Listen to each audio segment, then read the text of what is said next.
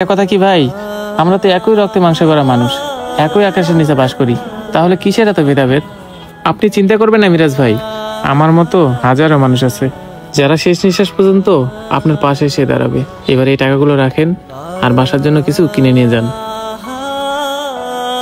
জানি না ভাই, আজকে এই টাকাগুলো আমার নেওয়া ঠিক হইব কিনা, কিন্তু আমাদের সমাজের কিছু লোক এই সমাজটাকে আলাদা করে রাখছে। তাদের মতো কিছু লোকের কারণে ভালো ভালো মানুষ কাজ না করে বাসায় শুয়ে থাকে। আমি কথা দিতেছি ভাই, আমি পরিশ্রম করে আমার বাচ্চার মুখে খাবার তুলে দিতে চাই। ভাই, সমাজের উদ্দেশ্যে একটা কথা বলতে চাই, কারো পেশা দেখে কাউকে ছোট করবেন না, অবহেলা করবেন না। হ্যাঁ মিরাজ ভাই, আপনি ঠিকই বলছেন। তবে মিরাজ ভাই, আপনি দেখবেন একটা সময় সমাজের মধ্যে কারো পেশা নিয়ে আর এই ভেদাভেদটা থাকবে না। মিরাজ ভাই, আর কথা বাড়াইয়া দেরি করেন না, আপনি তাড়াতাড়ি খাবারটা নিয়ে বাসায় যান, আপনার বাচ্চারা মনে হয় না খেয়ে বসে আছে।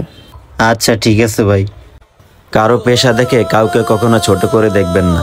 একটা কথা মনে রাখবেন, কোনো কাজই ছোট না, মানুষকে মূল্যায়ন করতে শিখুন।